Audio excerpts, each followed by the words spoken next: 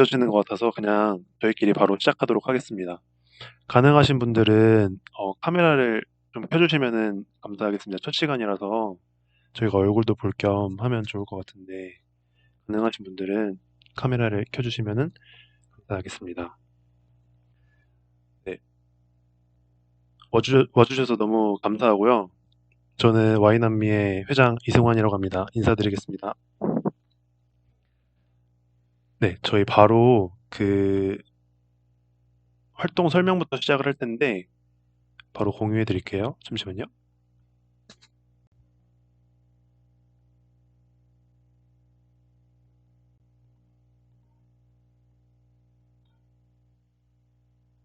네, 보이시나요?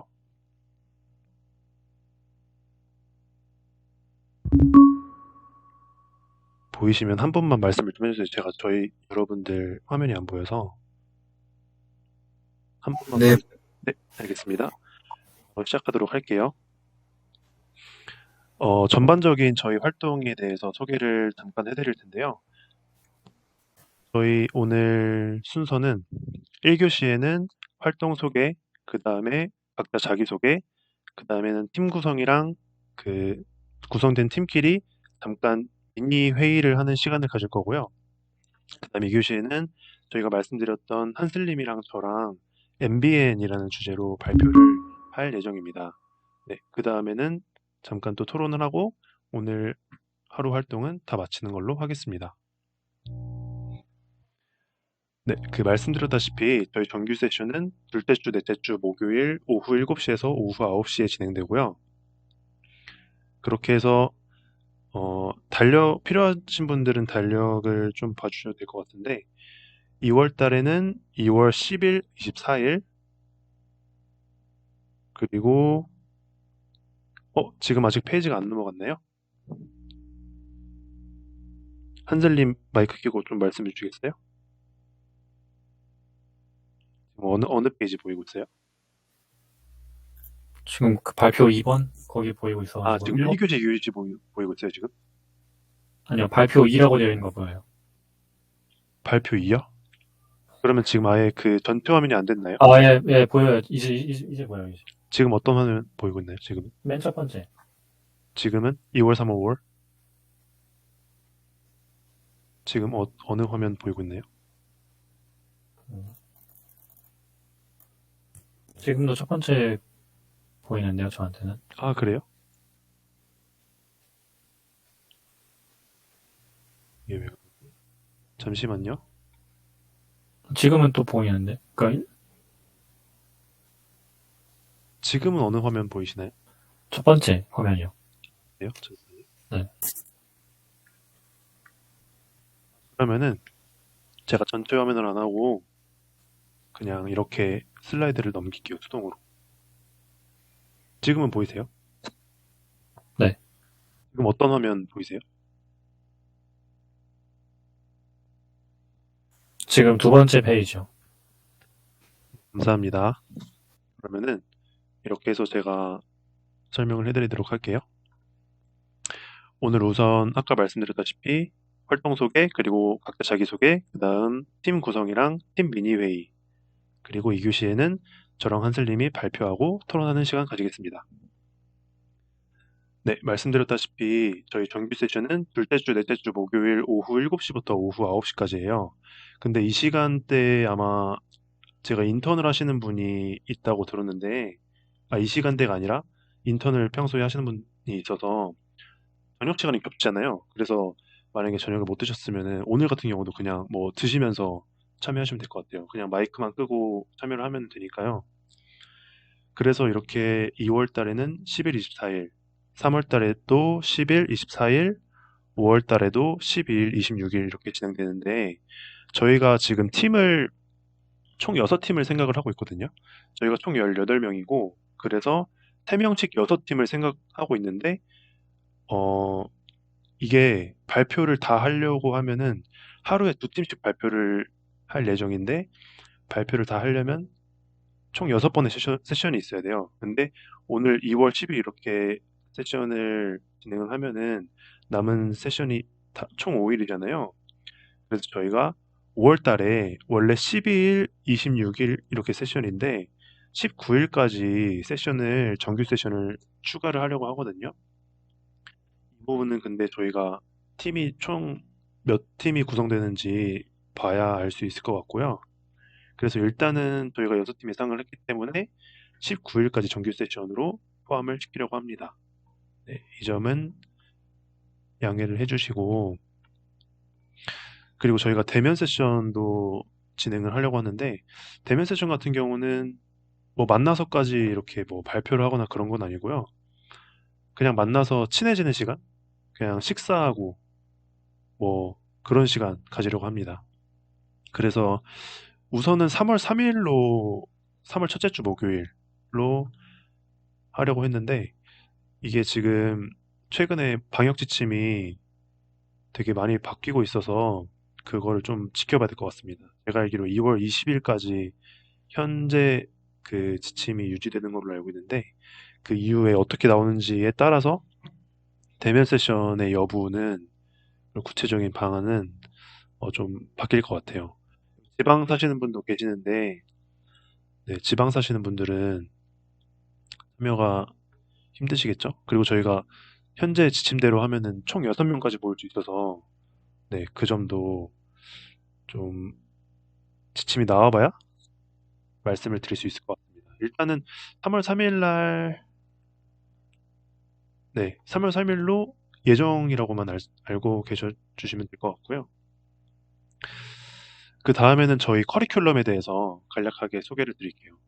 저희가 총 6번의 세션이 있고, 6번마다 두 팀이 발표를 하기 때문에 한 팀당 총 2번의 발표를 하게 돼요.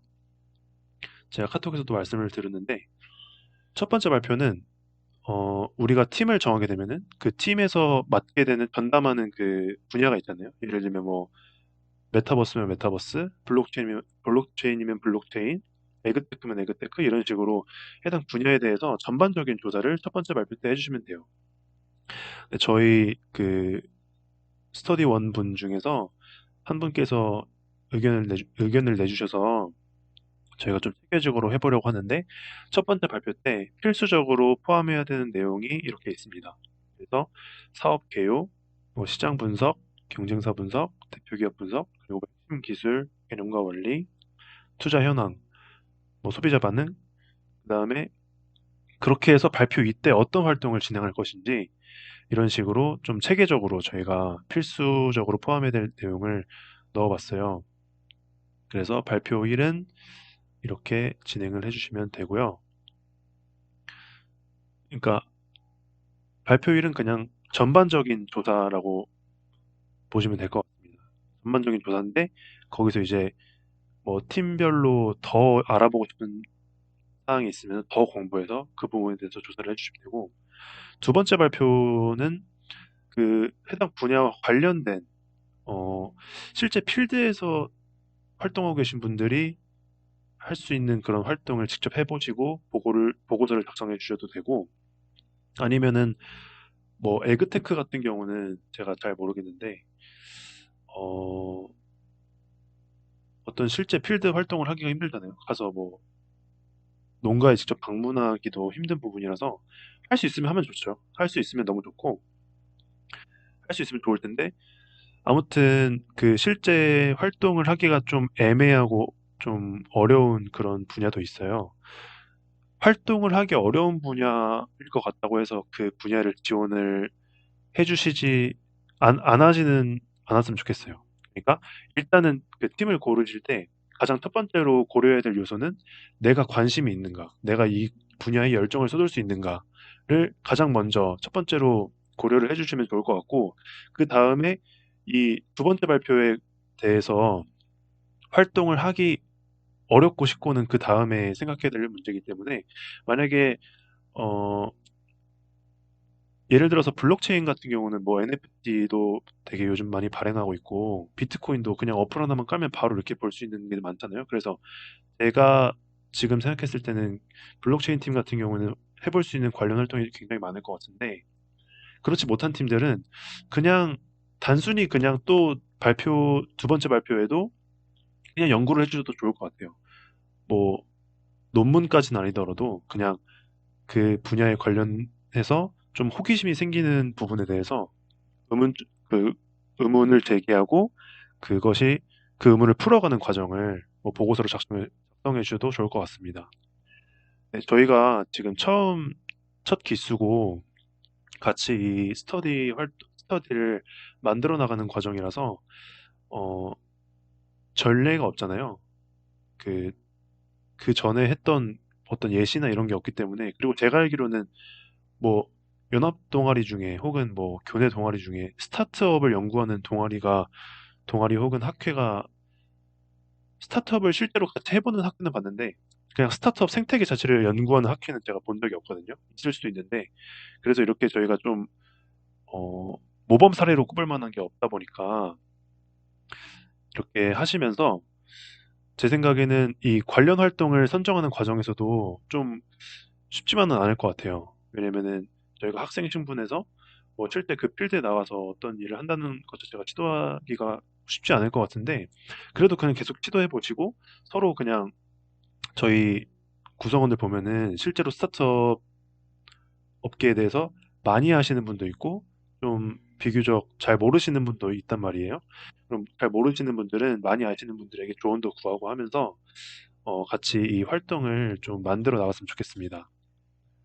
쉽지는 않을 것 같아요. 왜냐면은 저희가 뭐 누가 만들어준 선배가 있어서 그들의 길을 따라가는 게 아니라 저희가 개척해야 되는 보면 창업가 정신으로 좀 참여를 해야지 좀 결실을 맺을 수 있는 스터디라고 생각이 되는데 네, 모두가 좀 그런 자세로 참여를 해주셨으면 좋겠습니다. 마지막으로는 저의 부탁사항으로 마무리를 드릴 텐데요.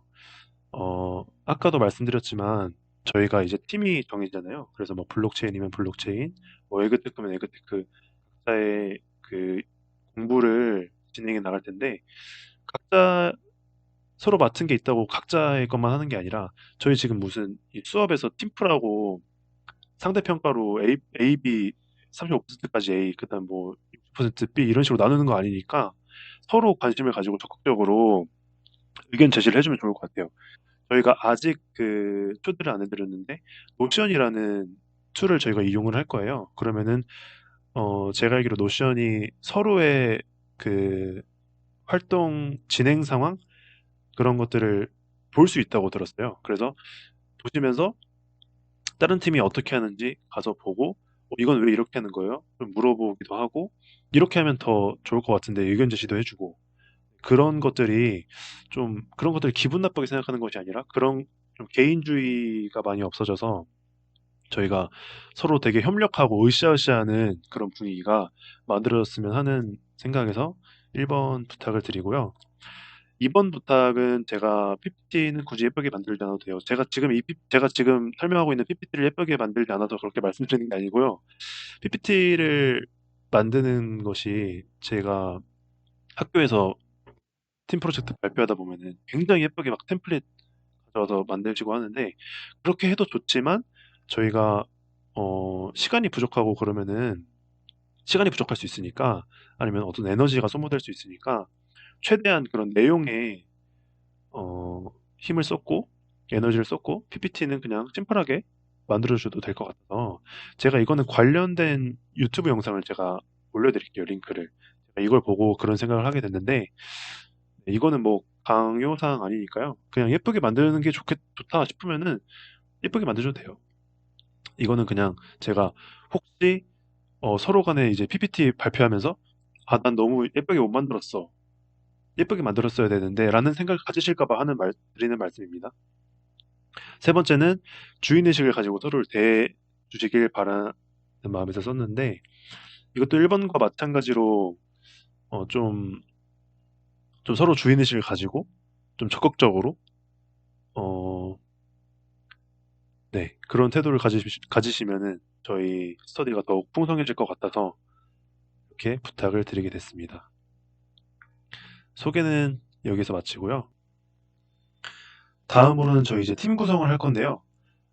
네, 저를 따라서 이게 궤도를 다 처음 이용해 보시는 건가요? 궤도가 좀 어려울 수 있는데 저를 따라서 밑에 있는 화이트보드로 따라와 주시면 되겠습니다. 네, 따라와 주세요. 잠시만요.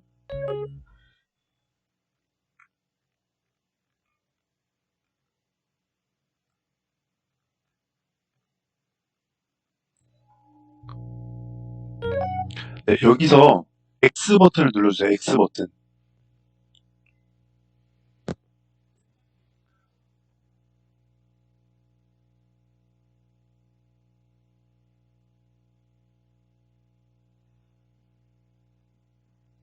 네, 화면이 보이시나요? 보이시면은 고개를 좀 끄덕여 주세요.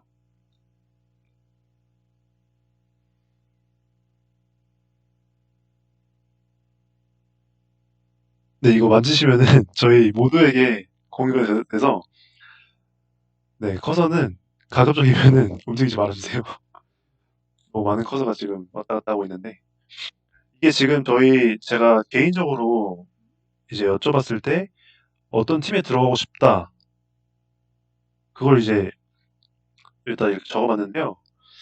어, 보시면은 블록체인 팀, 리걸테크 팀, 메타버스 팀, 데이터 사이언스 팀, 에듀테크 팀, 그리고 에그테크 팀, 마지막으로 플랫폼 컨텐츠 팀 이렇게 나와 있습니다. 여기서 일단은 지금 블록체인 팀 팀장은 효정님께서 자원을 해주셨고요. 그리고 리걸테크 팀은 오늘 함께하지 못한 민수님이 자원을 해주셨어요. 그리고 메타버스 팀은 유진님이 자원을 해주셨어요. 근데 네, 지금 아직 확실히 결정을 못 하신 분들은 제가 포함을 안 시켰습니다. 그래서 그분들은 말씀을 어디 들어오고 싶다고 말씀을 해주시면 되고요. 그리고 지금 뭐 팀장이랑 팀원들 이렇게 각 팀에 들어가 있는데 바꾸셔도 돼요.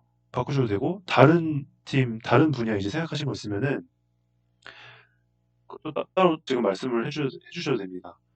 팀, 팀 구성이 지금 제일 중요한 거라서 팀을 구성하면은 이제 3개월 동안의 활동이 다 이 팀에 따라서 방향성이 많이 바뀌기 때문에 신중하게 결정을 해주시면 좋을 것 같습니다. 바꾸셔도 되고요. 팀장 하셨더라도 만약에 아 다른 팀 가고 싶다 하면은 말씀을 해주세요. 그리고 지금 보면은 블록체인 팀이랑 메타버스, 뭐 메타버스, 뭐 에듀테크, 에그테크, 에그테크는 농업인 거 아시죠? 이 정도는 대략적으로 아실 텐데 리걸테크랑 데이터 사이언스 그리고 플랫폼 컨텐츠에 대해서는 조금 모르실 것 같아서 리걸테크는 제가 미수님을 대해서 잠깐 설명을 드리자면은 로또 아시죠? 로또. 그래서 법률 서비스를 이제 디지털화해서 제공하는 겁니다. 그래서 이게 우리나라 같은 경우는 지금 정확히는 제가 잘 모르겠지만 법 쪽에서 반발이 많나 봐요. 네, 제가 예상하기로는 밥그릇을 뺏어 먹어서이지 않을까 싶은데요. 지금 해외에서는 많이 활성화가 되어 있다고 합니다. 그래서 이 부분도 앞으로 세상은 바뀔 거고, 네, 더 좋은 방향으로, 더 공정한 방향으로, 더 효율적인 방향으로 바뀔 거기 때문에 리걸테크도 우리나라에서 충분히 주목할 만한 시장이라고 말씀을 드릴 수가 있을 것 같습니다. 그리고 데이터 사이언스 팀은 대략적으로 어떤 팀인지 모르시는 분들이 또 있을 거기 때문에 규현님께서 설명을 해주시면 감사하겠습니다. 그럼 참고로 제가 써놓지 못했는데 규현님께서 데이터 사이언스 팀의 팀장을 맡아주신다고 하셨거든요. 규현님께서 간략하게 데이터 사이언스 팀에 대해서 소개를 해주시면 좋을 것 같아요. 먼저 다들 아시다시피 데이터 사이언스라는 게 이제 통계학, 컴퓨터공학, 그리고 나머지 기타 여러 학문이 다 쓰일 수 있는 학문이잖아요. 그래서 데이터 사이언스 학문에 대해서 이렇게 설명할 수 있고, 또 실제 스타트업에서 데이터 사이언스가 어떻게 활용이 되냐면은, 아까 말씀드려 보니까 농축업 쪽이나 여러 기타 부분에서 많이 얘기 나오는데, 그런 부분에 대해서도 엔틀러 같이 농산물 관련해서 이런 앱도 있고, 그런 데이터 활용 기업도 있고, 또 앞으로 4차 산업혁명이 지속되고, 이렇게 될수록 데이터 활용성이 진짜 이제 유니콘부터 초기 스타트업까지 되게 많이 중요성이랑 활용성을 많이 인지하고 있더라고요. 그래서 앞으로 되게 기대가 되는 학문 중에 하나라고 설명드리고 싶습니다. 네, 감사합니다, 규현님. 그리고 플랫폼이랑 컨텐츠에 대해서 그 성규님 맞으시죠? 성규님께서 간략하게 설명을 좀 해주시면 감사하겠습니다. 네.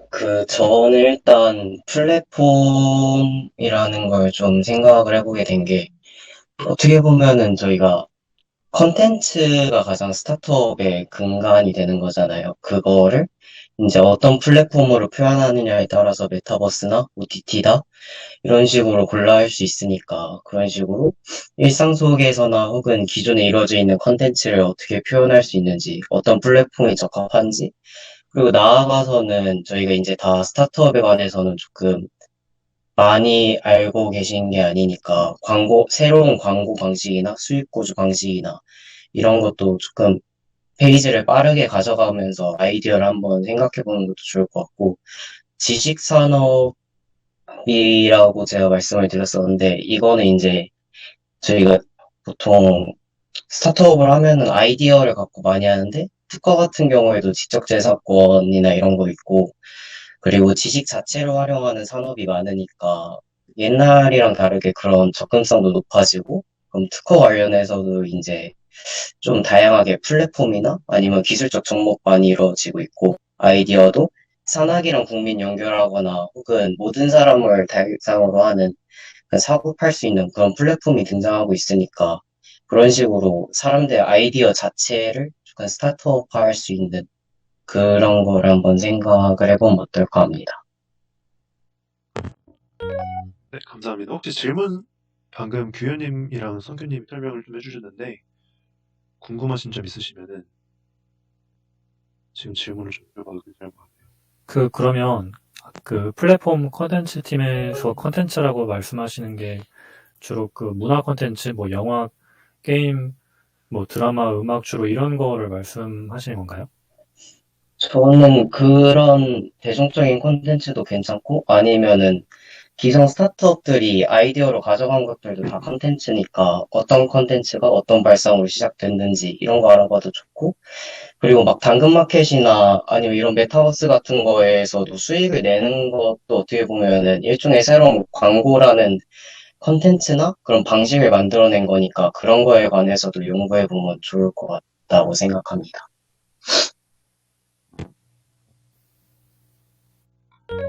기존의 팀들이랑은 약간 다른 양상을 띌 것 같긴 하네요. 네, 구체적으로 막 어떤 산업이다 이렇게 뭐 지칭하는 용어는 딱히 없는 것 같고, 네, 잘 이해했습니다. 지금 잠시만요, 제가 한번 세볼게요. 다섯, 여섯, 일곱, 여덟, 아홉, 열둘. 12분이 성규님까지 하면 13분이 지금 결정을 해주셨는데, 어, 바꾸셔도 되고, 아직 여기 그 아직 이름이 안 올라오신 분들은 어디 팀 가고 싶으신지 지금 말씀해 주시면 제가 써드리겠습니다.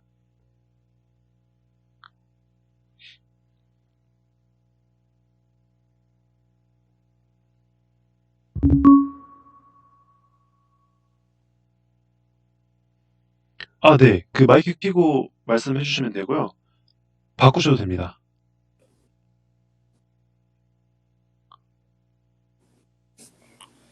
근데 저 데이터 사이언스로 바꾸는 게 맞는 것 같아서요.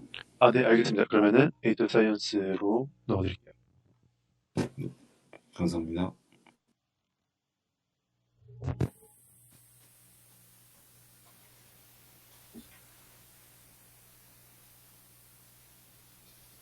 지금 그러면은 아직 안 정해주신 분이 하나, 둘, 셋.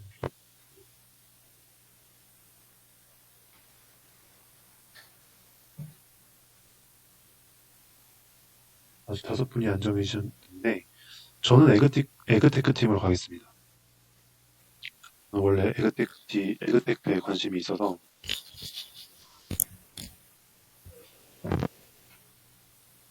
지금 리걸테크. 네네, 네, 말씀해 주세요. 죄송한데 혹시 팀 어떻게 보는 건지 알 수 있을까요? 미야, 어떤 네. 말씀하시는 거죠? 지금 말씀해 주시는 것들. 아, 지금 그 화면 안 보이시나요? 1번부터 7번까지? 네. 네. 화면 안 보이세요? 네. 아, 보면은, 근데 흰색 창은 떠 있죠? 흰색 창도 안 떠 있나요? 네, 얼굴 밑에. 어떻게 하는 거지? 흰색 창도 안 떠 있어요?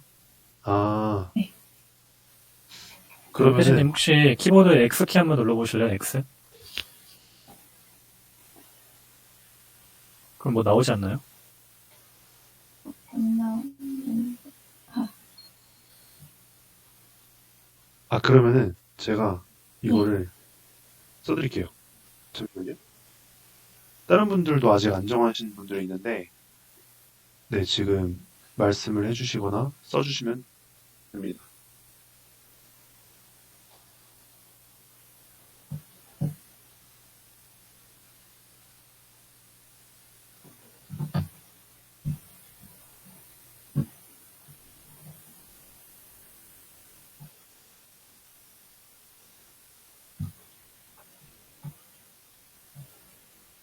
저 혹시 바꿀 수 있나요? 네네. 네, 어디로 바꾸시겠어요? 저 메타버스 팀. 메타버스 팀으로요? 네, 알겠습니다.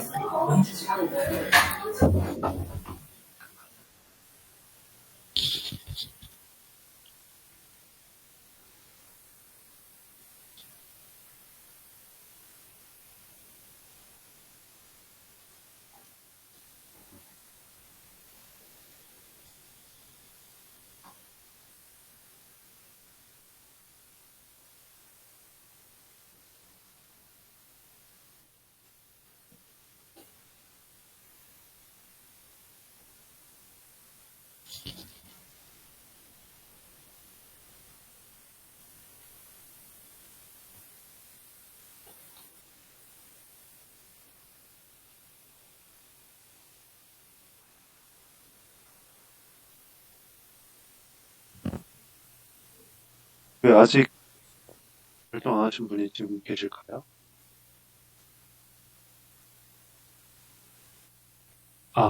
딱 두 분 계시네요. 나머지 분들은 지금 여기서 바꾸실 생각 없으신 거예요? 바꾸실 생각 없으신 거면은 이대로 가도 될 것 같은데.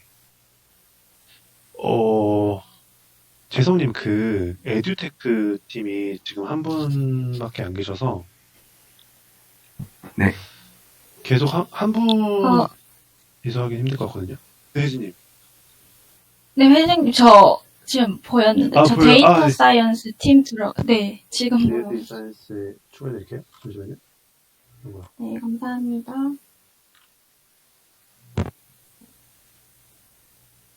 재성님이랑 민수님은 팀을 바꾸셔야 될 것 같아요. 지금 에듀테크랑 리걸테크 들어가실 분 혹시 안 계신 건가요?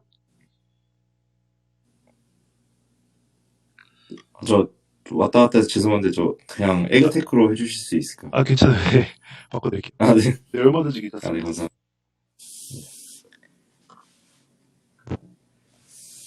네, 그러면은 아니면 에듀테크가 뭔지 간단하게 한번 소개를 해주셔도 괜찮을 것 같은데요? 판단할 수 있게. 그러면은 네네. 에듀테크는 약간 교육이 요즘 사교육에서 되게 우리나라는 활발히 일어나잖아요. 거기서 뭔가 교육을 플랫폼화 시켜가지고 뭔가 학생들에게 편의를 준다고 하는 그런 기술들을 말합니다. 근데 저 지금 지원자 오시는 분 없으면은 딴 거 가도 좋아요. 네, 그럼 혹시 딴 거 관심 있는 분이 있을까요? 딴 거 중에 블록체인 가도 되나요? 네. 네. 블록체인으로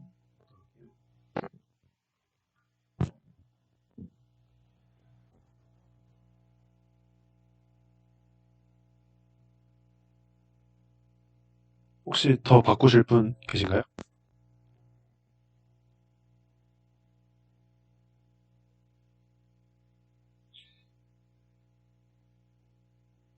에듀테크랑 플랫폼 콘텐츠 아니면 리걸테크 중에 지금 혹시 고민이신 분 계신가요? 그 세 개를 좀 고려 중이다. 채팅으로든 음성으로든 말씀을 해주시면 감사하겠습니다. 없으시면은 이거를, 네, 이거는 없애는 걸로 할게요.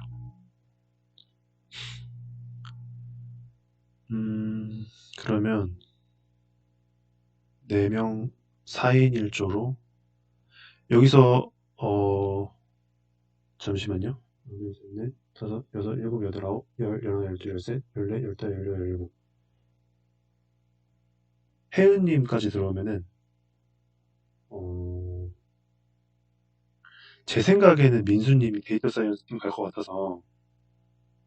근데 혜은님은 그때 또 블록체인 팀을 말씀을 해주셨는데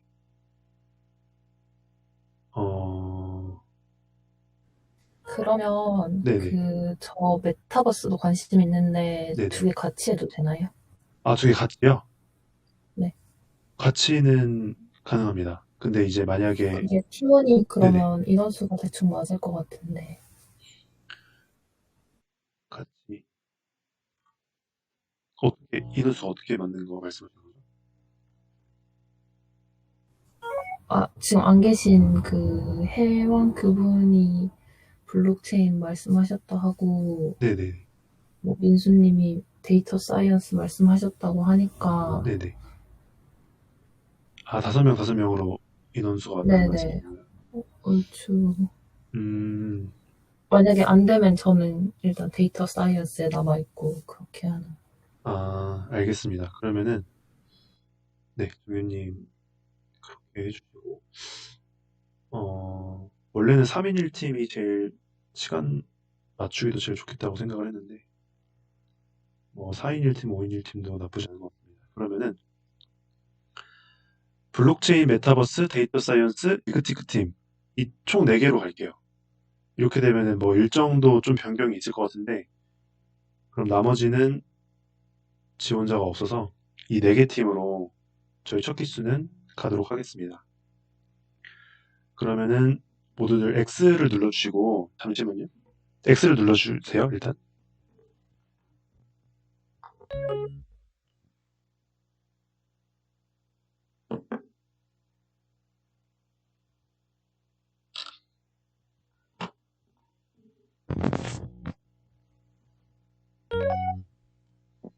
네, 그리고 한슬님 저희 어디 방이었죠?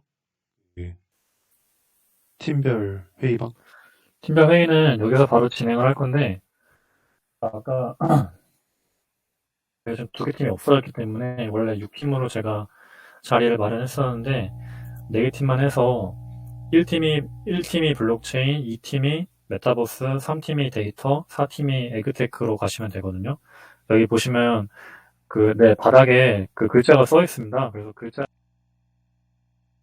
하면 되고, 그 의자로 가 계시는 순간부터는 본인 주위에 있는 사람하고만 채팅하고 마이크가 돼요. 그래서 거기서 이제 팀원들끼리 모여서 이야기를 하시면 됩니다. 1팀이 블록체인, 2팀이 메타버스, 3팀이 데이터, 4팀이 에그테크 이렇게 가주시면 됩니다.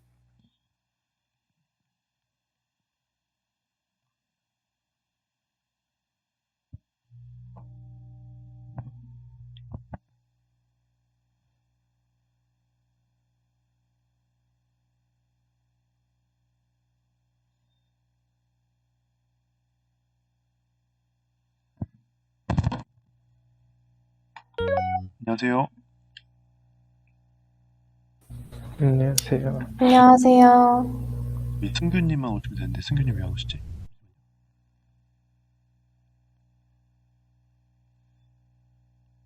승규님 저 따라오시면 돼요. 승규님?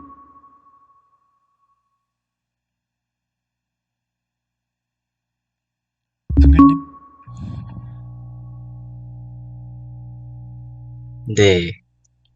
제가 자꾸 게다가 튕겨가지고. 아, 네네네. 네. 그 위에 보시면은 여기 들어와 주시면 됩니다. 이번 학기 때 졸업하려고요. 그러니까 이제 상반기?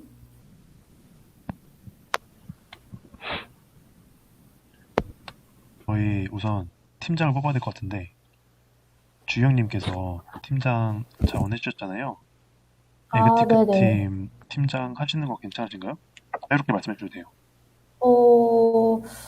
저는 상관이 없는데 여기에 뭐 팀장을 원하시면 저는 뭐 당연히 뭐 그분께서 하셔도 되긴 하거든요. 그래서 농업 쪽이나 이런 쪽에 더 관심이 있으신 분이 팀장을 하는 것도 맞다 생각이 들긴 해서 어떻게 네네. 다들 생각을 하시는지 그 부분을 의견을 듣고 싶습니다. 그럼 혹시 팀장 하고 싶으신 분 계신가요? 현수님, 선교님?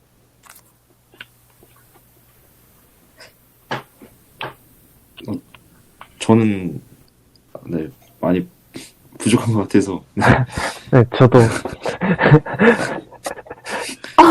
아까 전에 농업 쪽에 관심 많으시다고 하셨던 것 같은데 두 분 중에 네. 한 분이 아닌가? 관심만 있을 뿐. 아니, 그러면 제가 맡도록 하겠습니다. 뭐, 저도 진짜 많이 부족한데, 나중에 욕하지 마세요. 알았죠? 감사합니다. 우리 다 같이 네. 감사합니다. 알아가는 걸로 합시다. 이게 그냥 이거 팀끼리 한 5분에서 10분 정도 얘기하다가 쉬는 시간을 가지라고 말씀을 드렸어야 되는데 말씀을 안 드렸네요. 그냥 저희 그냥 이런저런 얘기하다가 쉬는 시간 가지면 될 것 같습니다. 아니면 회장님 전체 메시지 남기면 되지 않을까요? 네, 메시지 5분? 제가 지금 남기도록 할게요. 네네.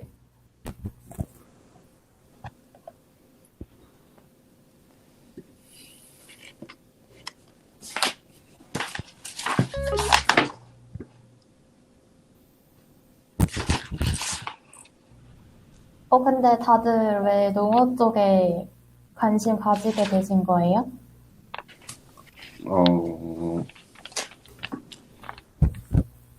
저는 그냥 스마트팜에 대해서 그냥 막연한 그냥 궁금증 가지고 있다가 요즘 친환경으로 대한 제재도 많고 네. 그리고 또 이렇게 계속 뭔가를 통제하려는 그런 욕구를 그쵸? 제일 가장 잘 반영하는 게 약간 스마트팜이 아닐까. 네.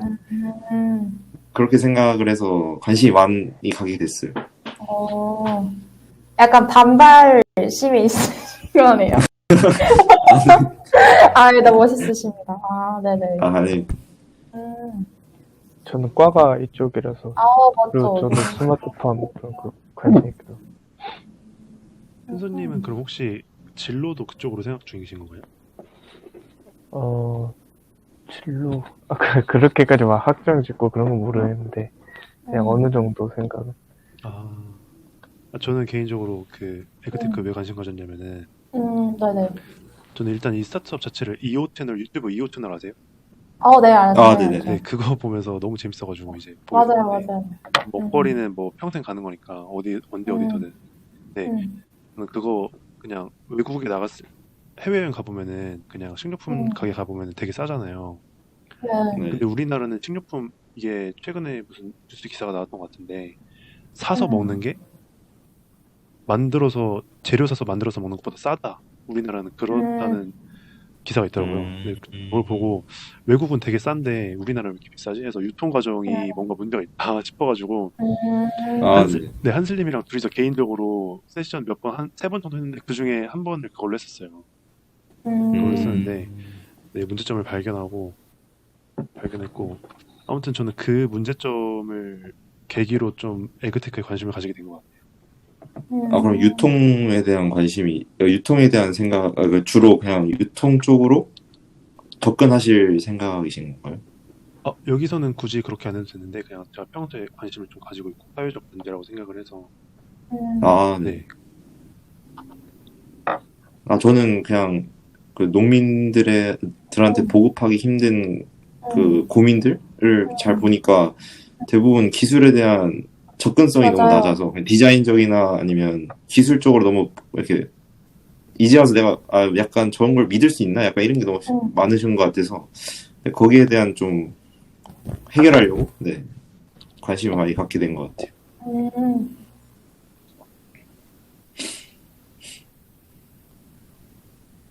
네. 저는 여기 팀에 지원했던 이유가 어쨌든 저도 요즘 기후변화 대응이 국제적 아젠다로 떠오르잖아요. 그래서 약간 ESG 기업에 대한 투자자 관심이 되게 높아요. 저희 회사에서도 ESG 관련해서 투자를 되게 많이 하려고 하고 있거든요. 그래서 자연스럽게 그쪽 분야에 관심이 가게 됐는데, 어쨌든 그걸 떠나서, 뭔가 그러니까 산업들이 고도화되면서 저희가 놓치고 있지 않는 게 저는 식재료라 생각을 했고, 어쨌든 이 분야에서도 되게 발전이 되게 디벨롭이 돼야 되는데, 아까 승규님이 말씀하신 것처럼 뭔가 농민들은 아무리 청년들이 요즘 청년 농부 한다고 할지라도 이 분야에서는 아무래도 고령층이 대부분이잖아요. 그래서 이분 분들이 왜 해결이 되고 있는 듯한데 되게 더딘 건지, 아니면 혁신이 일어난다고 해도 그들에게 보급이 되지 않는 건지, 이런 부분에 대해서 문제적 니즈를 느끼게 되었고, 뭔가 이런 ESG랑도 되게 결합이 돼 있다고 생각을 했었어요. 그러면서 요즘 또 대체육 이런 게 되게 많이 나오잖아요. 뭔가 사람들의 건강의 니즈에 대한 이런 뭔가 분야도 다양해지면서 이런 고령층에 대한 사회적 이 문제도 같이 충족이 되면 뭔가 정말 잭팟이 터질 것 같은데, 이 부분에 대해서 같이 고민을 하고 앞으로 어떻게 발전을 하면 좋을까? 그런 기술 현황도 궁금하고 그런 식으로 뭐 다양하게 좀 짬뽕된 거가 좀 없잖아 있는데, 네, 그래서 한번 제대로 공부하고 싶다는 생각을 하게 됐습니다. 네네.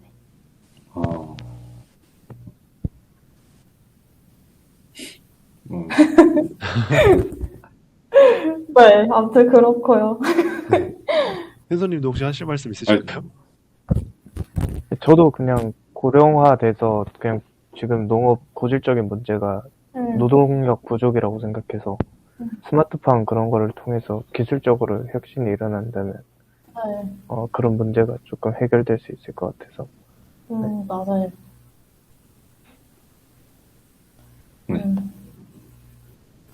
뭐 카길? 제가 아는 회사 중에 제가 주식 투자를 하고 싶은데 카길이라는 회사가 상장이 안 돼 있더라고요. 그래서 카일이요?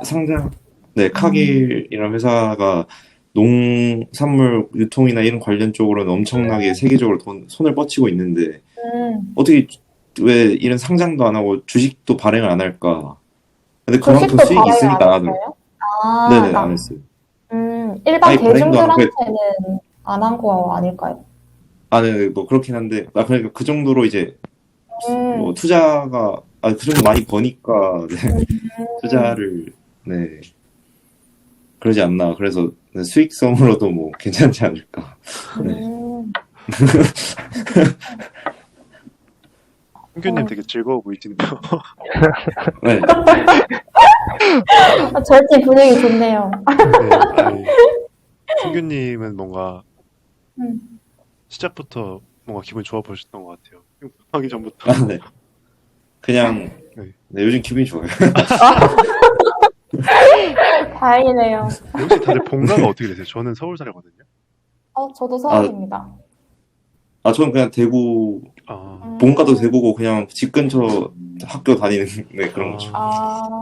현수님 본가도 서울이에요? 분당이요, 분당. 분당. 분당이요? 네. 근데 승규님 거의 사투리를 안 쓰셔가지고 뭔가 서울 쪽 원래는 네, 딴 데 살다가 네, 대구로 이사 온 거라서. 그렇구나. 네. 대구, 저 본가가 부산이거든요? 그래서 제가 사투리를 쓰는데, 그 학교가 서울이나 여기 수도권 쪽이어가지고, 그래서 이쪽에서 계속 살고 있어요. 저는. 그럼 계속 일단은 일 다니면서 서울 사시는 거죠? 네, 맞아요. 지금 곧 이사 가가지고, 건대로 이사 갈 예정입니다. 건대요? 네. 저도 건대 근처 사는데. 진짜요? 네. 한수님도 저희 고등학교 동창이거든요. 진짜요? 대박이다. 어디 근처세요? 저는 건대에서 그냥 광진구 아닌데 그 아타산이라고 아세요? 아타산 근처. 네. 진짜요? 저희 집이 우리 할머니 집, 저희 할머니 집이라서. 그래요? 자주 저희 가는. 집이 네, 아차산 등산로 입구 바로 앞이거든요. 그래요? 네, 거기 아파트 하나 있는데 저희 집입니다. 네. 회사님 네. 그럼 신림 사시는 거죠? 네? 신림 사시는 거죠? 신림. 아, 저 아직 되면 될지를 뭐 확실히 모르겠어서 맞다. 그냥 본가 사시는구나. 네. 분당. 알겠습니다. 그럼 쉬는 시간이니까 8시 15분에 뵙도록 수고하셨습니다. 네. 다 모이셨나요? 다 모이신 것 같네요. 그러면은 2교시에는 카메라 굳이 안 켜주셔도 되고요. 켜주셔도 되고 이제 발표를 진행할 텐데 그 한슬님이 저희를 이끌고 한슬님 따라서 옆방으로 가시면 됩니다. 한슬님 나와주셔서 한슬님 리드를 좀 해주세요.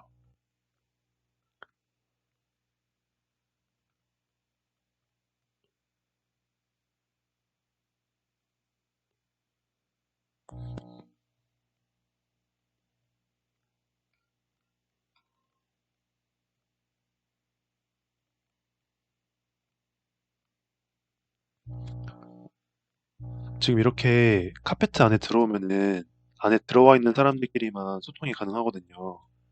그래서 오늘 그 2교시 발표는 여기서 진행을 하도록 할 텐데 저랑 한슬님이랑 발표를 준비했으니까 그냥 가볍게 들어주시고 토론 때 뭐 꼭 진짜 멋있는 말 안 해도 되니까 네 그냥 참여 많이 해주시면 좋을 것 같아요. 제가 한 가지 말씀드리자면은 제가 작년 말에 컴업 갔다 왔다고 말씀드렸잖아요. 거기서 메타버스랑 NFT에 대해서 연사님들께서 우리나라에서 나름 전문가라고 하는 연사님들께서 나와서 말씀해 주셨는데 제가 거기서 어떤 인사이트를 찾을 수 있을까 정말 귀 기울여 들어봤지만 딱히 다른 게 없었습니다. 그래서 네 그냥 그 연사님들이 물론 저희보다 잘 아시겠지만 여러분들도 네 와인언미라는 생각을 가지시고 나도 할 수 있다. 네 많이 참여해 주시면 감사하겠습니다. 그럼 한슬님 공유해 주시고 발표를 시작하도록 할게요.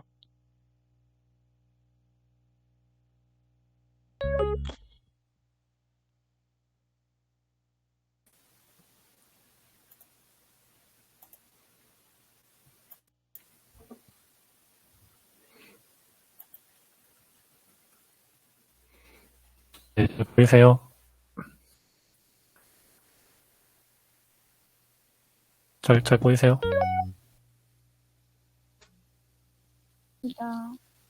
네. 그럼 바로 오늘 저희가 준비한 시범 발표를 함께 하도록 하겠습니다. 주제는 MBN입니다. MBN이 무슨 뜻이냐면 간단합니다. 메타버스, 블록체인, NFT를 그냥 합친 말이고요. 굳이 합친 이유는 특별한 이유는 없고 그냥 입에 좀 붙게끔. 근데 이제 이 비트코인을 처음 창조한 그 사람은 이 개념에 대해서 완전히 정반대인 개념을 들고 나온 거죠. 아무도 중앙에서 관리하고 감독하지 않지만 대신에 모든 사용자, 모든 참여자가 함께 거래 데이터를 기록하고 관리할 수 있는 어떤 시스템을 구현해보자. 그래서 10분 동안 비트코인을 가지고 물건을 사고 물건을 팔고 이동하고 거래했던 모든 일련 번호들이 기록된 파일 하나를 블록이라고 했고 이 블록들 중에서 여러 명의 사용자들의 블록을 다 가지고 있는데 그 중에서 누군가는 뭐 컴퓨터가 잠깐 꺼졌다 켜졌을 수도 있고 뭐 이런저런 사유로 서로의 블록들이 안 맞을 수가 있습니다.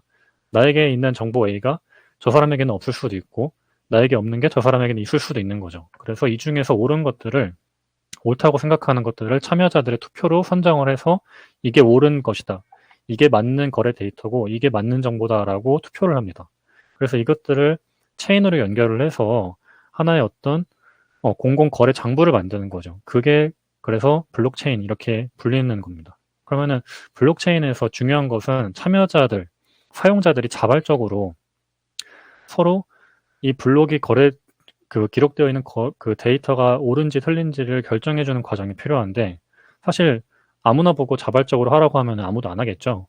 자기 컴퓨터 켜야 되고 전기세도 나가고 굳이 수고스러운 일을 자발적으로 할 사람이 없습니다. 그래서 사람들에게 블록을 감시하고 투표를 하는 이 수고스러움을 하는 대가로 줬던 것이 비트코인이고 그 대가로 이 비트코인을 얻어내는 이 과정을 채굴이라고 불렀던 겁니다. 그래서 이렇게 해서 비트코인, 블록체인이 탄생을 하게 된 것이고, 그래서 처음에는 블록체인은 비트코인의 일련 번호를 저장하는 수단으로 먼저 탄생이 된 것이죠. 근데 여기에 대해서 이 블록체인의 일련 번호뿐만이 아니라 다른 정보, 다른 소프트웨어 같은 데이터도 올릴 수 있지 않을까라는 아이디어를 가지고 탄생한 것이 지금의 이더리움입니다. 그래서 지금도 다 아시다시피 비트코인이나 이더리움이 이제 가장 대중적으로 잘 알려져 있는 암호화폐 중에 하나죠. 그래서 지금 이런 식으로 블록체인이 계속해서 이제 발전을 거듭하고 있고, 그렇다면 블록체인이 이렇게 발전을 거듭하고 있는 와중에 왜 지금 블록체인에 굳이 이 기술과 관련된 사람들뿐만이 아니라 전 세계 중앙정부 그리고 다른 어떤 금융기관 이런 사람들까지 모두 주목을 하고 있는지 그 이유를 살펴보면 블록체인에 내재된 사회적 의미가 좀 다르기 때문입니다. 기술적인 의미로는 그냥 어떤 정보를 분산해서 처리하는 기술에 불과하지만 이게 사회와 만났을 때는 탈중앙화라는 속성을 띠게 되는 것이거든요.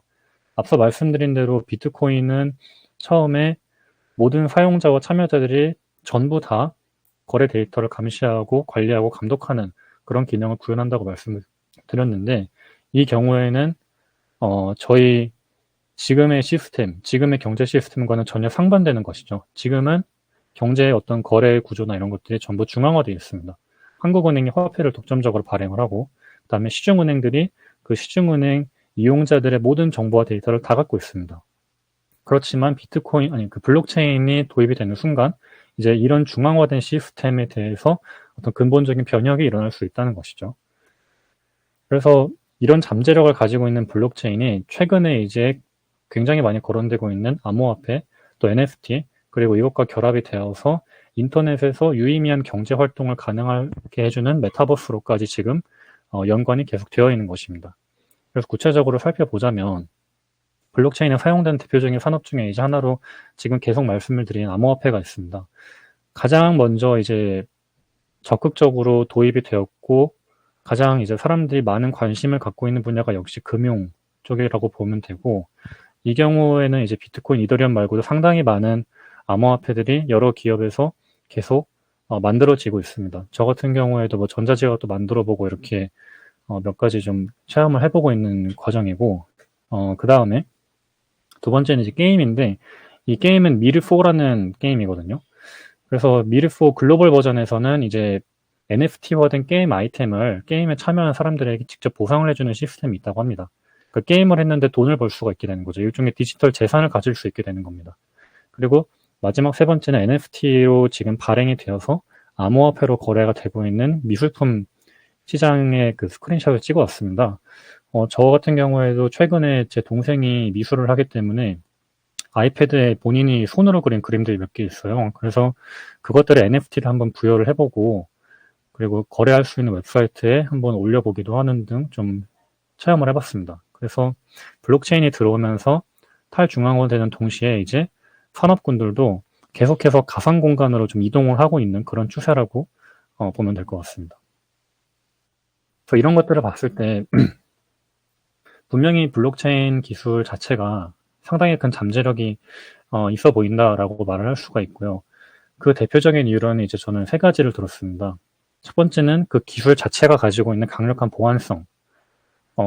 참여자들이 한 2명, 3명뿐이라면 그 참여자들의 블록에 기록되어 있는 데이터를 수정하고 변조하기가 쉽겠지만 사실상 그렇지는 않지 않습니까? 10만 명, 100만 명, 뭐 1000만 명이 이용하는 공공 퍼블릭한 블록체인이라고 한다면은 사실상 이들이 블록에 기록되어 있는 모든 데이터들을 전부 다 수정하고 위변조한다는 것은 불가능에 가깝기 때문에 데이터를 지키는 데 있어서 상당히 탁월하다라고 많이 이야기를 하고 있고, 두 번째는 앞서 말씀드린 대로 이제 가상 공간에서 블록체인을 통해서 유의미한 경제 활동이 가능해진다는 것이죠.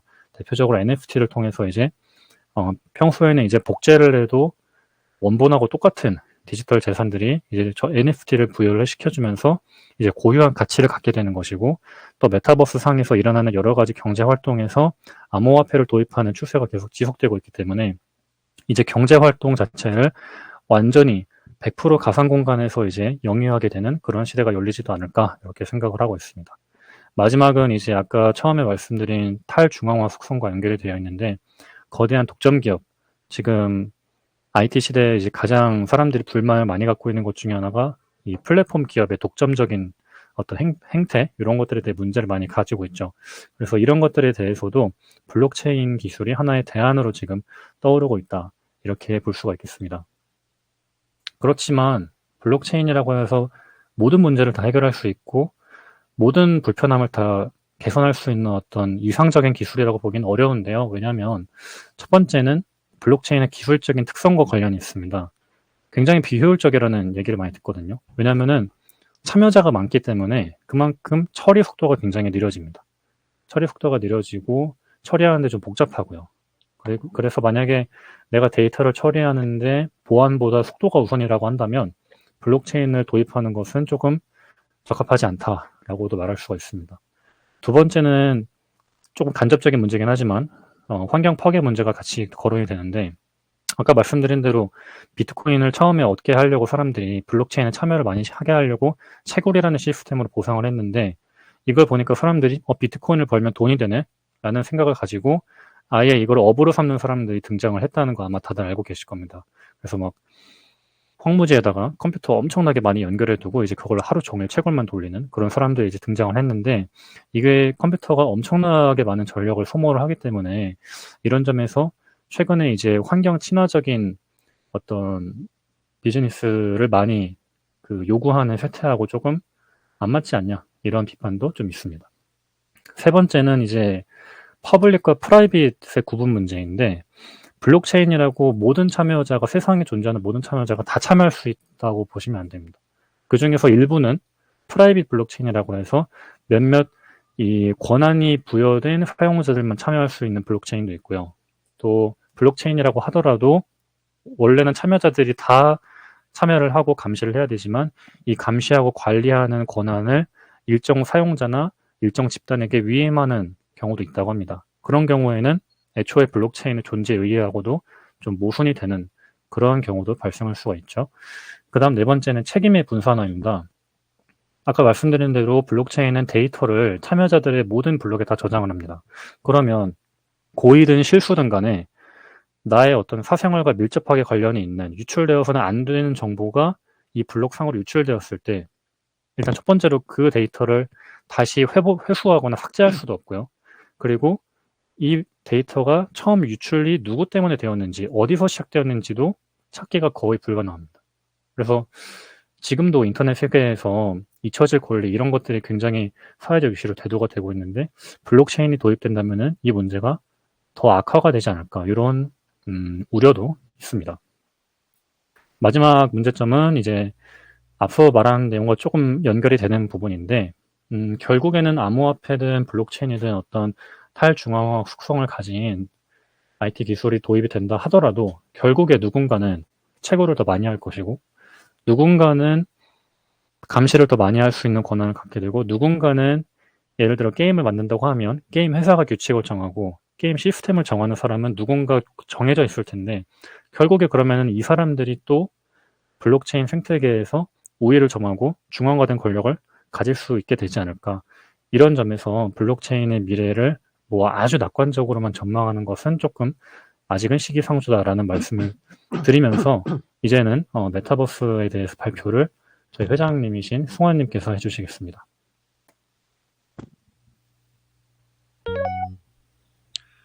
네, 다음으로 저는 메타버스에 대해서 소개해드리면서 발표 계속 진행하도록 하겠습니다. 최근 메타버스에 관해서 많은 기대와 또 많은 불신이 있었다는 것을 들어보신 분도 있을 것 같은데, 아예 회사 이름을 메타로 바꾼 페이스북의 주가가 하루 만에 26%나 폭락하면서 이 같은 불신이 요즘 더 고조되고 있는 것 같습니다.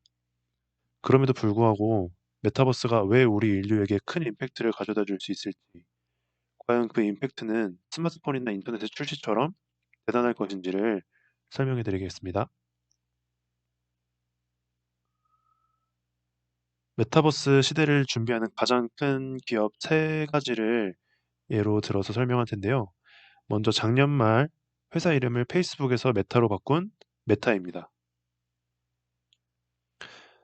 이 메타는 이름에서부터 알 수 있듯이 메타버스 세계를 준비하기 위해서 대대적으로 칼을 가른 것 같습니다. 말 그대로 메타버스 세상에서 일어날 수 있는 모든 분야에 손을 뻗쳤는데요. 메타의 메타버스 세상 이름은 호라이즌입니다. 이 호라이즌 월드 안에서 지인들과 사교 모임을 즐길 수 있는 호라이즌 룸, 업무 협업이 가능한 호라이즌 워크룸, 그리고 다양한 게임까지 즐길 수 있는 거대한 세계가 만들어져 있습니다. 그리고 메타는 페이스북 시절이었던 2014년에 이미 VR 기기 회사인 오큘러스도 인수를 했습니다. 소프트웨어와 하드웨어를 모두 장악하여 메타버스 시대에 A부터 Z를 섭렵하겠다는 의지를 보여주고 있는 것 같은데요. 왼쪽은 현재 시중에 판매되고 있는 퀘스트2라는 제품이고, 저 제품을 통해서 현재 호라이즌 월드에서 메타버스 세계를 즐기실 수 있습니다. 오른쪽은 현재 메타에서 개발 중인 근육 감지 팔찌입니다. 저 팔찌를 착용하면은 팔찌가 알아서 근육의 움직임을 감지해서 현재 VR 기기를 사용하는 것보다 훨씬 더 편리하게 메타버스 세상에서 활동을 할 수 있을 것 같습니다. 다음으로는 그래픽 회사로 잘 알려진 엔비디아인데요. 엔비디아는 작년 말 GTC에서 AI와 고성능 컴퓨터를 활용해서 엔비디아가 그리고자 하는 미래를 소개했습니다. 그 중에 옴니버스라는 실시간 3D 시각화 협업 플랫폼도 발표를 했는데요.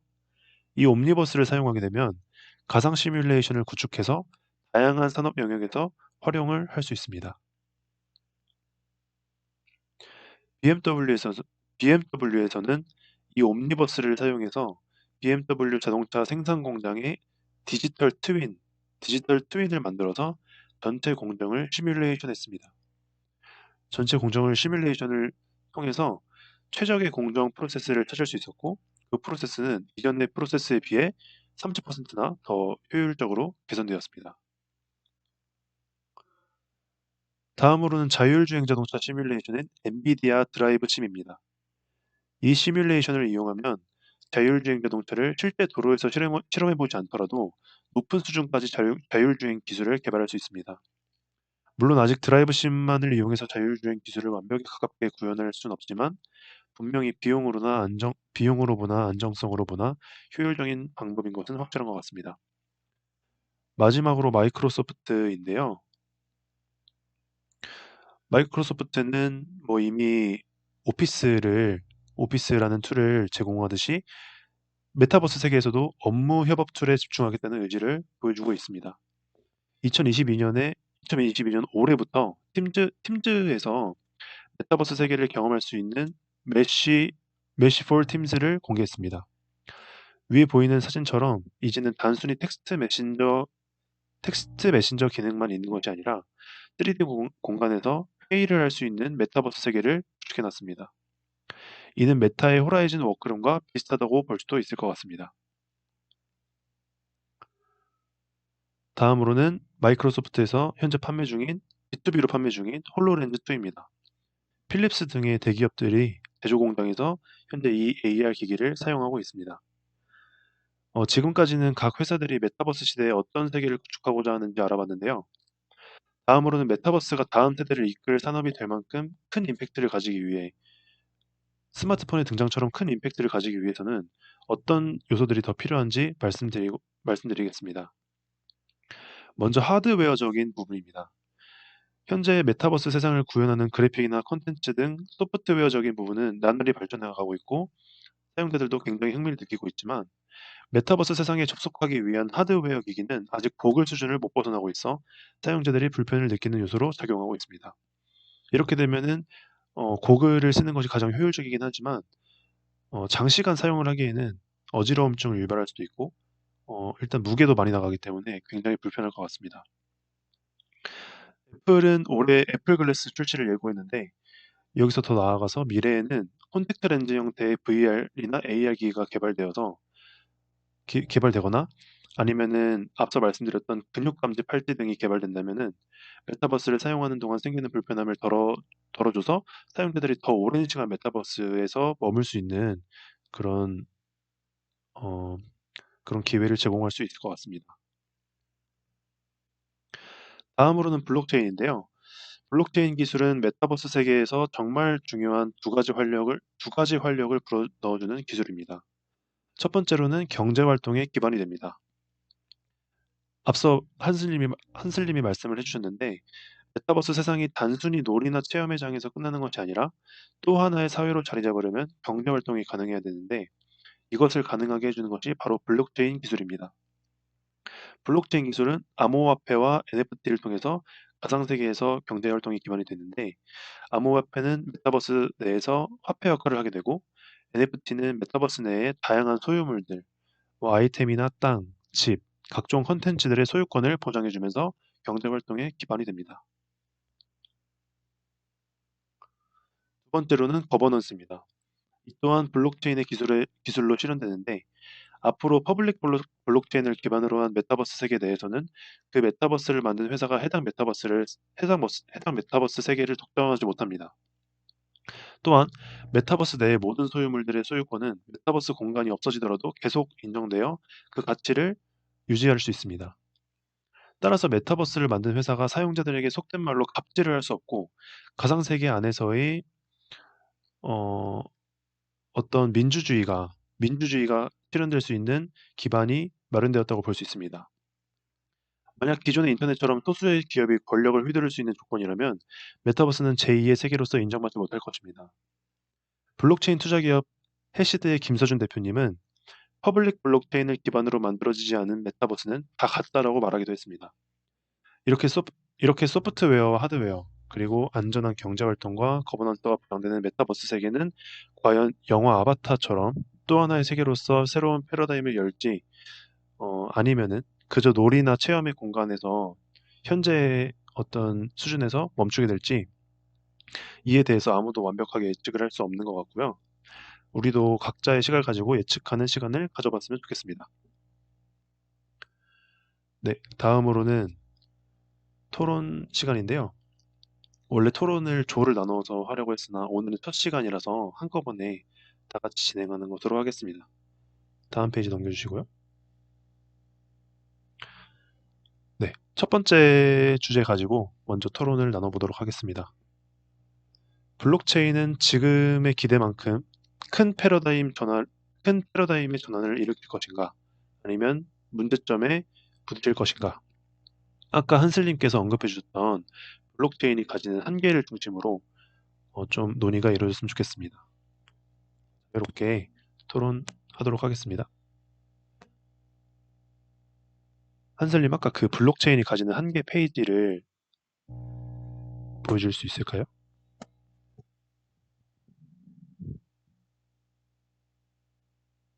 네, 감사합니다.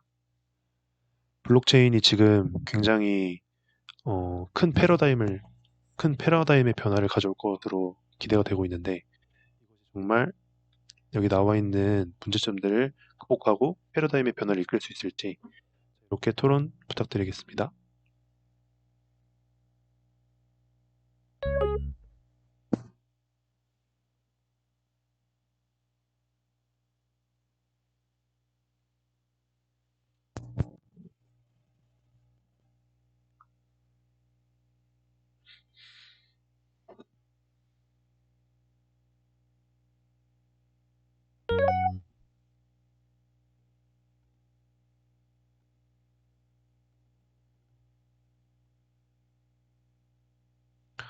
좀 어려울 수 있을 것 같은데, 혹시 효정님께 좀 여쭤봐도 될까요? 블록체인이 그냥 개인적인 생각을 말씀해 주면 됩니다. 네, 저도 블록체인에 대해서 잘 알지는 못하지만 개인적으로는 이런 기술이랑 좀 동떨어져서 생각하는 거긴 한데, 사회적으로 뭔가 새로운 민주주의에 대한 요구가 높아지고 있다고 생각을 해요. 그러니까 경제 체제나 이런 거에 있어서도 뭔가 이때까지 자본주의는 굉장히 중앙 집중화된 방식으로 성장을 해왔고, 굉장히 특정 몇몇 대기업의 성장에 의해서 전체 경제가 성장되는 뭐 그런 구조로 따라왔기 때문에 정치적으로도 그런 대기업에 의존하는 그런 양상을 보여왔으나 이제는 그렇게 되면 안 된다 하는 목소리가 커지고 있고 또 데이터 산업이 육성되면서 많은 어떤 새로운 부가 창출됐는데 그런 부를 다 지금 카카오나 네이버 같은 몇몇 기업들이 다 가져가고 있는 그런 부분에 대해서도 사람들이 왜 그런 데이터는 개개인들이 이용한 그런 흔적들을 모은 것이고 그것들이 가치를 창출했는데 그 가치를 왜 일부 기업들이 다 가져가느냐 그런 가치 창출에 대한 부를 개개인이 나눠 가져야 된다 뭐 이런 목소리도 나오고 있기 때문에 이런 어떤 변화 요구에 대응될 수 있는 그런 기술로서 블록체인이 역할을 할 수 있다고 생각을 해서 저는 분명히 가치가 있다고 생각합니다. 네, 잠재력을 갖고 있다고 생각하고 어떤 처리 속도가 느리다거나 아니면 채굴하는데 뭐 환경 파괴가 된다거나 하는 그런 부분들은 하드웨어적인 어떤 기술이 좀 더 발전하면 개선될 수 있는 부분이라고 생각을 하고요. 네. 그냥 어떤 기술적인 것보다 그 기술에 담겨 있는 가치관이나 이런 것들이 시대가 요구하는 것들과 맞아 떨어진다고 생각합니다. 혹시 효정님께서 주목하시는 블록체인 기술이 혹시 NFT에 좀 관심이 많으신 편이신가요? 네, NFT. 네, NFT에. 네, 감사합니다. 저 혹시 반대 의견 내도 되나요, 혹시? 네네. 일단, 그, 블록체인 자체가, 이제, 전에는 미국 정부의 청문회까지 들어갈 정도로, 블록체인이라는 기술이, 일단은, 엄청 확대적인 건 맞아요. 그래서, 미국 청문회에 나가는 게, 일단, 아무나 가는 게 아니니까, 좀 큰 이슈를 가지고 있는 사람이, 미국 청문회에 많이 가잖아요. 근데, 이런 장면도 좋지만 저는 반대로 저번에 2021년도에 게임스탑하고 로빈후드 사태를 보면은 로빈후드에서 특정 비트코인인가 그 블록체인을 사람들이 많이 쉽게 말해서 떡상이 돼가지고 엄청 사과를 했었는데 갑자기 공모들을 막아버린 거예요. 로빈후드에서. 저는 이 부분이 어떻게 보면은 블록체인의 그 제한점의 마지막 부분이 게임 운영자가 걸린 테크에 좀 제한의 생각이 들어가지고, 물론 비트코인이 이제, 어떻게 말하면은,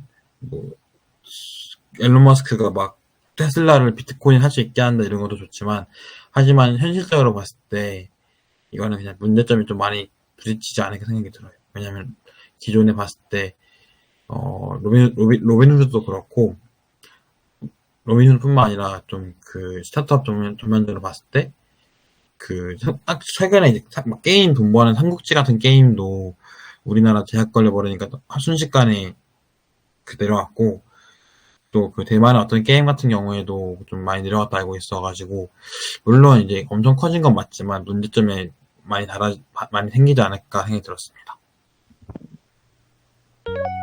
제가 잘 이해하지 못해서 그런데 아까 로빈후드의 게임의 문제점이 네네. 게임 게임스탑이라고 하는 용어로 말할 수 있는데, 로빈후드가 일단은 그냥 보통 한 증권거래소였는데, 온라인. 근데 그 증권거래소에서 좀 사람들이 많이 사는 주식이 있었어요. 가격이 올라가겠죠? 근데 갑자기 올라간 가격에 못 팔게 했어요. 로빈후드 회사에서 그거를 못 팔게 해가지고, 저는 그것 때문에 로빈후드가 법정 재판까지 갔다고 알고 있어가지고, 이런 문제점을 봤을 때 저는 문제점이 많이 생기지 않을까 생각이 들었습니다. 혹시 이해 못하신 부분이 있을까요? 그러면은 로빈후드에 그때 나타났던 문제점을 네. 블록체인은 어떻게 적용이 되는 건지 이제 제가 잘못 아는 걸 수도 있는데, 블록체인이라는 게 맨 마지막 디파이 부분에서 게임 운영진들이 악용할 가능성이 있는지 없는지 많이 궁금했잖아요. 저도 얼핏 들어서 잘 모르지만 로빈후드에서 공매도한 게 제가 알기로 비트코인으로 알고 있어가지고 그래서 저는 이 부분에 대해서 문제점 생각했던 것 같아요. 네, 알겠습니다. 감사합니다. 방금 규현님께서 말씀해주신 부분에 대해서 아시는 분 있으면은 말씀을 해주실 수 있을까요?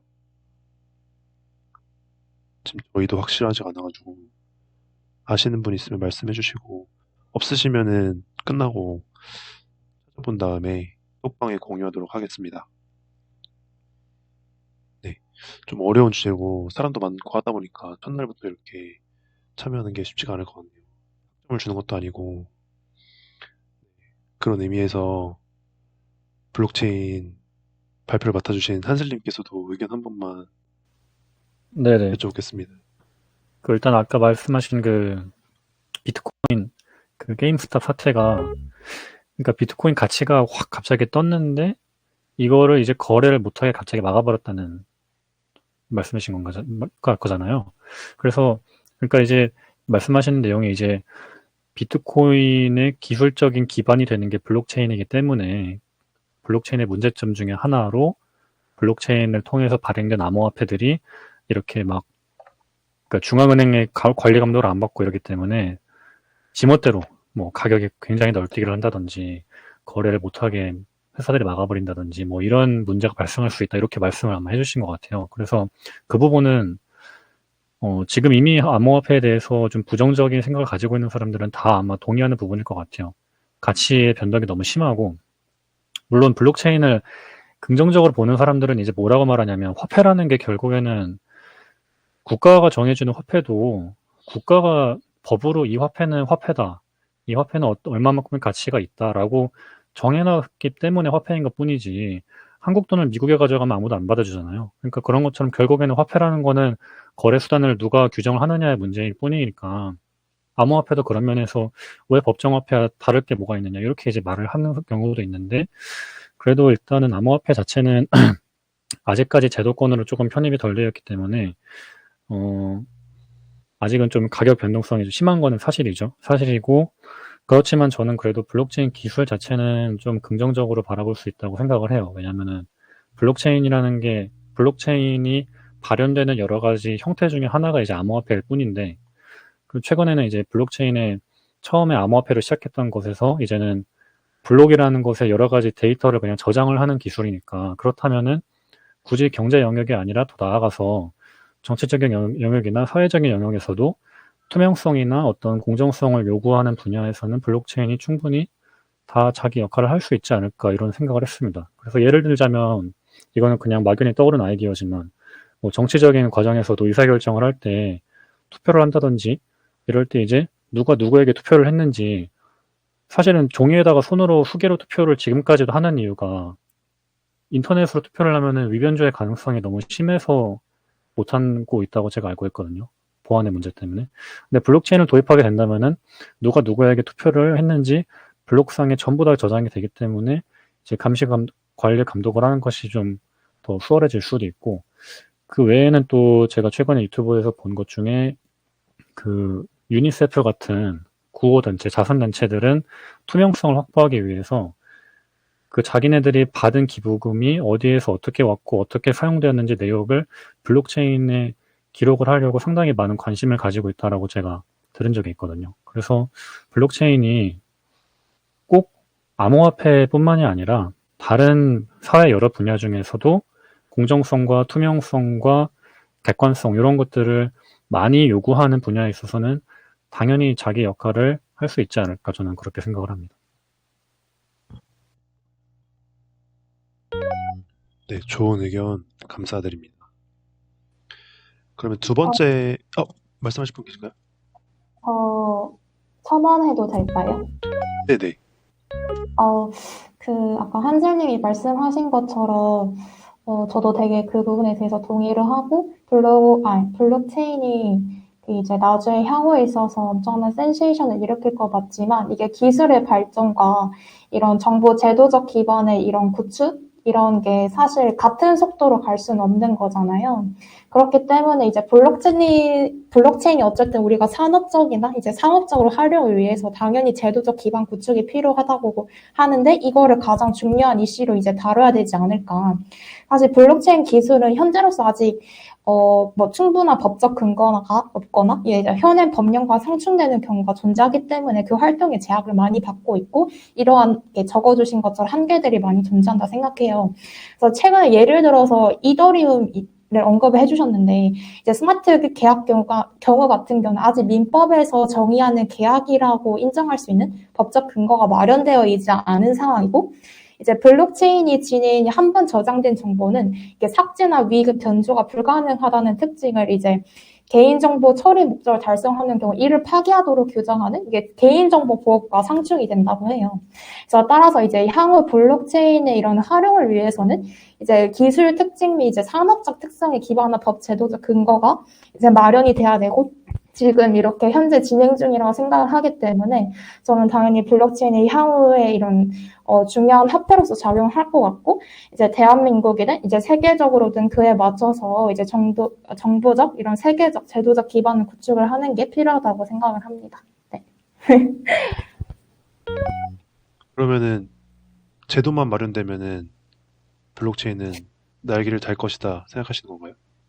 뭐 그것만이 아니라 이제 사회적 인식이나 이런 게 어느 정도 다 같이 시민 의식이 당연히 따라와야 되는 부분이고 일단은 이게 누가 이제 멱살을 끌고 잡아봐야지 되는 거라 생각을 해서 이제 정부 차원에서나 이런 국제적 차원에서 표준 이제 지침을 점점 만들어 나가는 게 중요하다고 생각을 합니다.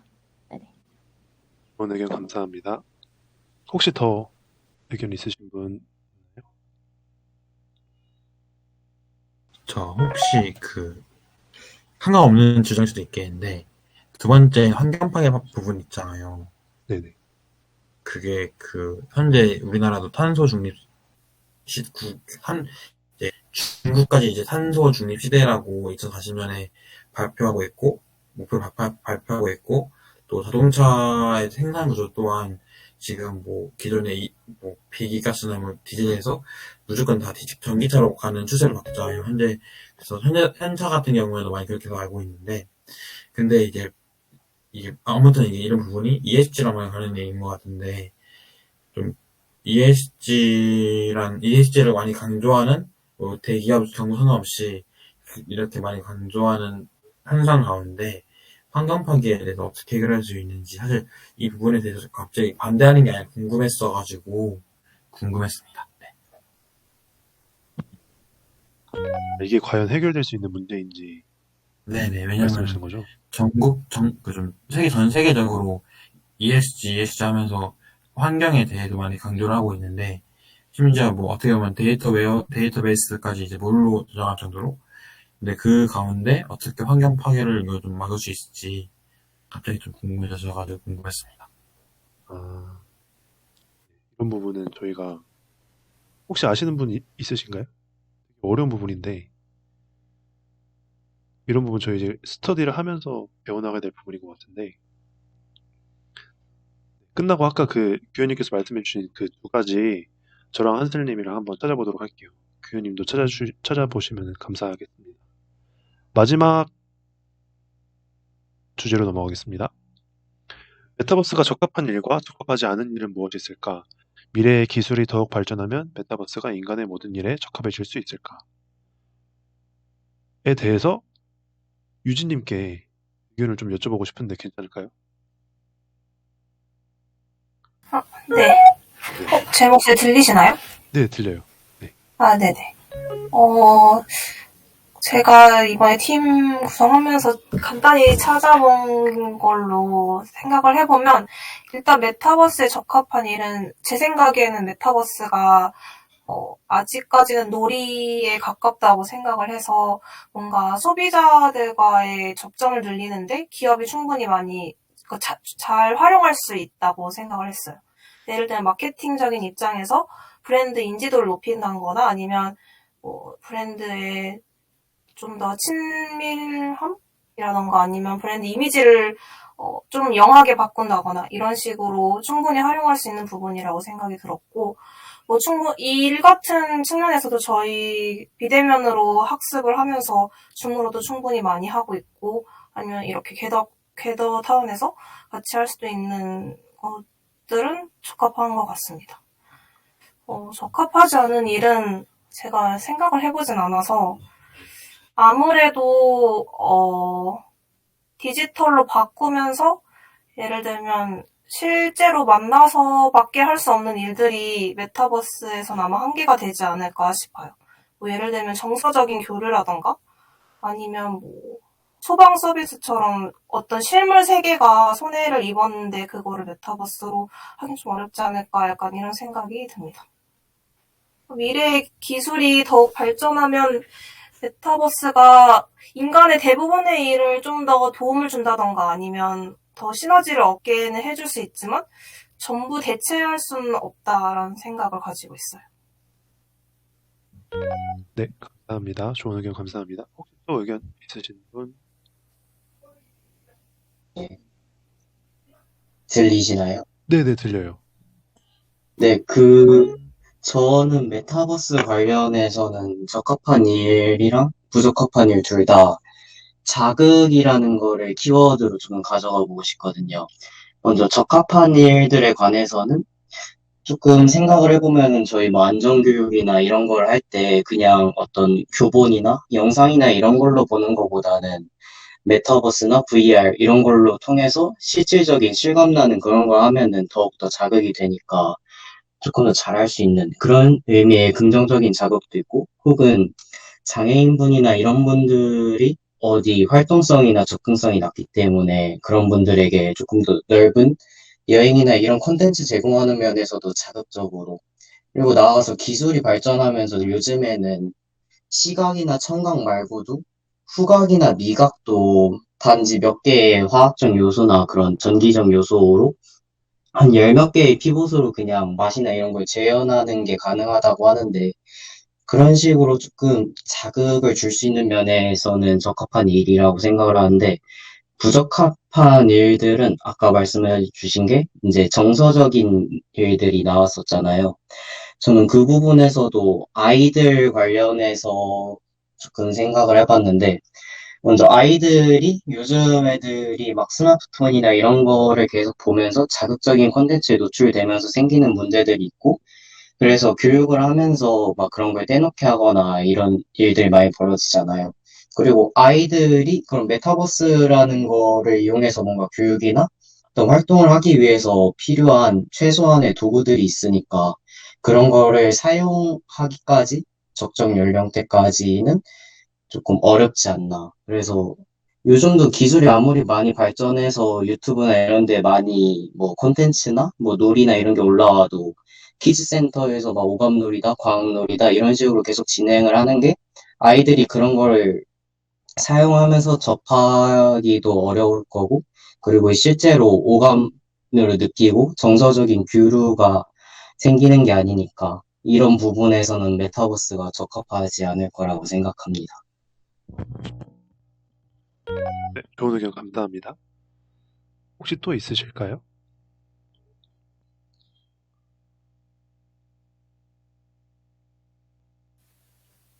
저도 의견을 하나만 내겠습니다. 네. 예, 저는 평소에 이제 신체 활동을 상당히 좀 즐겨하는 편이라서 운동도 좋아하고, 그러다 보니까 아무래도 신체 활동과 관련된 것은 역시 아직까지는 메타버스로 구현하기가 쉽지는 않다, 이런 생각을 당연히 할 수밖에 없게 되더라고요.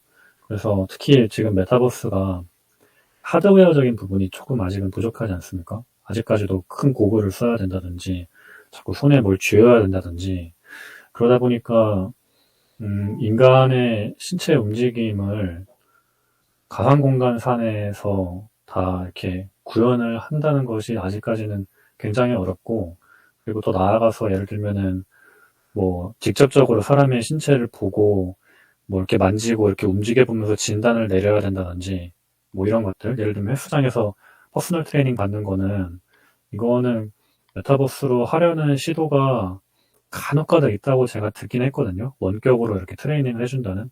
그렇지만 깊이가 있지는 못한 것 같아요. 왜냐면 사람의 체형을 일일이 다 봐야 되고, 이거를 어떻게 딱 정형화된 어떤 뭐 규칙을 통해서 가상 공간에 딱 만들어서 하는 것도 좀 굉장히 어렵고, 그렇기 때문에 아직까지는 사람의 신체, 이 물리적인 신체와 관련된 일은 메타버스가 감당하기는 조금 어렵다. 저는 그렇게 생각을 합니다. 네, 좋은 의견 감사드립니다. 그러면은 토론은 여기까지 마치도록 하겠고요. 다들 네, 한슬님께서 공유 꺼주시고 저희 이제 마칠 텐데 오늘 너무 수고 많으셨고요. 와주셔서 너무 감사하고 네, 한 기수 동안 같이 네, 잘 해봤으면 좋겠습니다. 저는 개인적으로 여기 계신 분들이랑 저희 그 스터디 원 한 분 한 번씩은 다 식사를 한번 하고 싶거든요. 1대1이든 뭐 여럿이서 먹든 먹고 싶은데 제가 제안을 드릴 테니까 네, 거절하셔도 되는데 어쨌든 제가 제안을 좀 드릴게요. 저는 좀 식사를 좀 했으면 좋겠는데 네, 그 좀 팀이 이렇게 짜졌잖아요. 팀끼리도 좀 친하게 지내셨으면 좋겠고 지금 코로나가 이렇게 좀 심해서 제약이 있을 수 있긴 한데 대면 모임도 간간히 가져주시면 감사하겠습니다. 그리고 저희 그 팀, 원래 저희가 6팀을 예상했는데 지금 4팀이 돼서 일정이랑 그런 부분은 저희가 다시 짜야 될 것 같아요. 그리고 오늘 밤이나 내일 중으로 그 팀별 발표 일정을 저희가 짜서 알려드리도록 하겠습니다. 그리고 팀장님들은 팀 톡방을 저희 세션 끝나면은 바로 파주세요. 그리고 마지막으로 다음 주 중으로 팀장님들이랑 저랑 한슬님 회의가 있을 건데 저희 팀장이라고 주기적으로 회의를 가진 않을 거고요. 일단 한 번만 딱 가질 예정이에요. 그래서 그때 뭐 방향성이나 같이 좀 얘기를 나누는 시간을 가질 테니까 네, 다음 주 중으로 시간을 잡아서 제가 또 톡을 따로 드리도록 하겠습니다. 수고 많으셨고요. 네, 좋은 저녁 시간 보내세요. 감사합니다. 수고하셨습니다. 고생하셨습니다. 감사합니다. 감사합니다.